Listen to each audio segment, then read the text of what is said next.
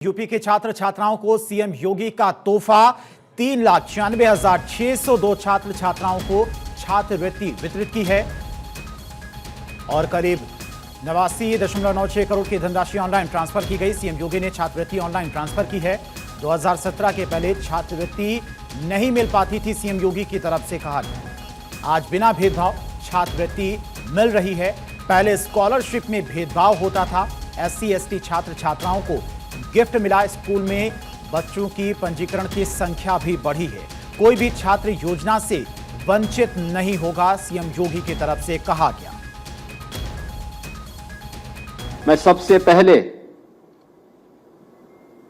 छात्रवृत्ति वितरण की शुभारंभ के अवसर पर आप सभी को हृदय से बधाई देता हूं और जो कि शारदीय नवरात्रि चल रही है और शारदीय नवरात्रि के अवसर पर जगत जननी मां भगवती की कृपा से आज यह छात्रवृत्ति वितरण का शुभारंभ हो रहा है, जिसमें 4 लाख से अधिक छात्र छात्राएं अपना स्कॉलरशिप और शुल्क प्रतिपूर्ति प्राप्त कर रहे हैं। अब इस सिलसिला हमने इसलिए शुरू किया है कि जिससे समय से सभी छात्रों को उसकी स्कॉलरशिप और शुल्क प्रतिपूर्ति समय पे प्राप्त हो सके।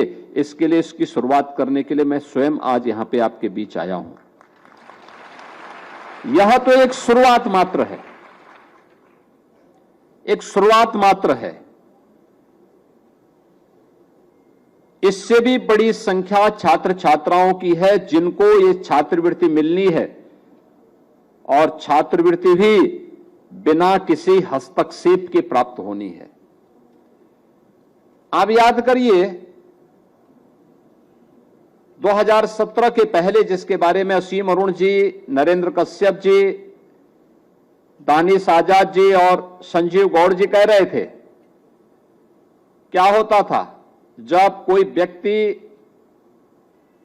छात्रवृत्ति वितरण करता था तो छात्र के पास छात्रवृत्ति नहीं पहुंच पाती थी, मनमाना होता था।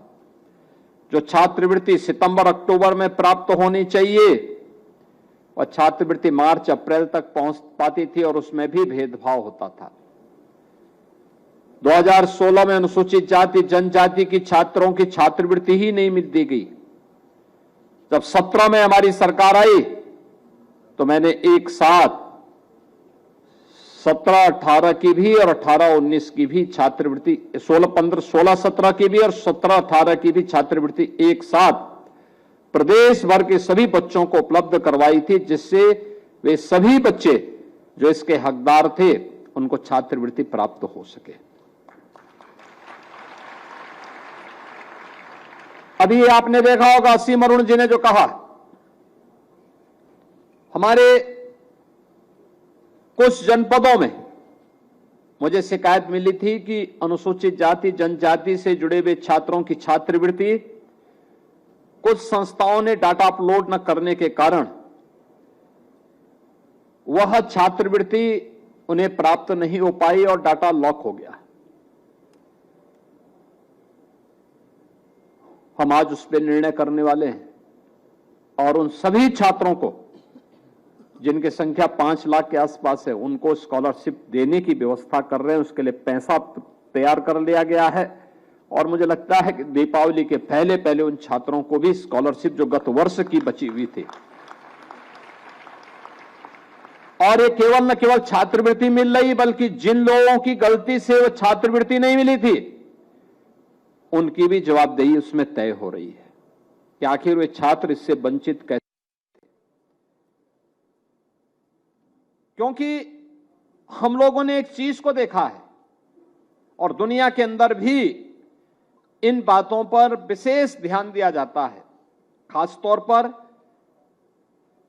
हर व्यक्ति इस बात को जानता है कि आर्थिक प्रगति का जो पैमाना है वह शिक्षा से शुरू होती है, बेहतर शिक्षा से शुरू होती है।